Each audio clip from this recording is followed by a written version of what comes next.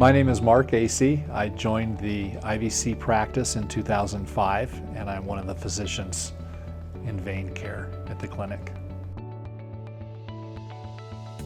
Uterine fibroids are benign tumors that grow in the muscle of the uterus. The symptoms of uterine fibroids are typically related to the location and the size of the fibroid. The fibroid can cause excessive and prolonged bleeding with menstruation. They can cause pain, backaches. They can also lead to infertility and problems with urination and bowel movements.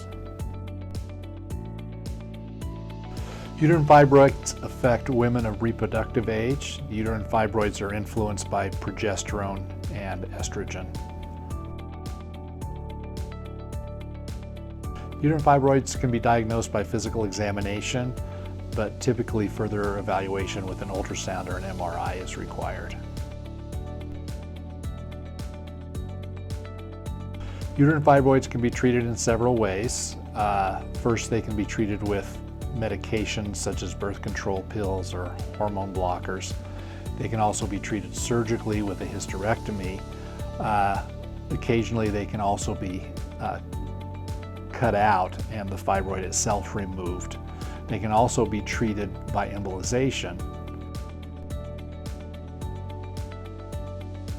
Well, the advantages of uterine artery embolization are that fertility is preserved as opposed to a hysterectomy.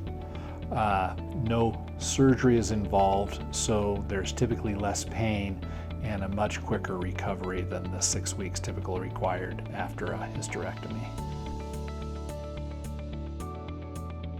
90% of women will have significant improvement in symptoms within 2 to 3 months, and symptom relief will continue through 6 months or longer.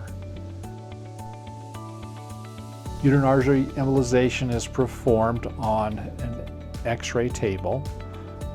Needle is placed into the artery in the groin, and a small catheter about the size of a spaghetti noodle is introduced and placed into each of the uterine arteries.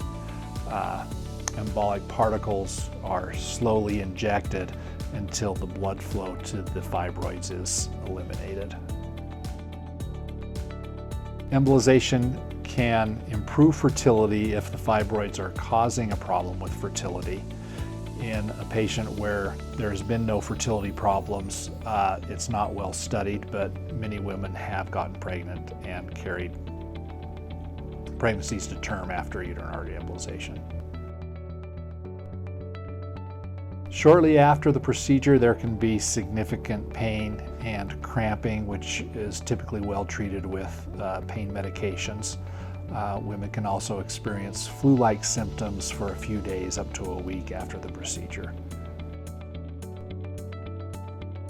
The restrictions are pretty short term. Usually we want a patient to avoid heavy lifting or exertion for 1 to 2 days and exercise for a week.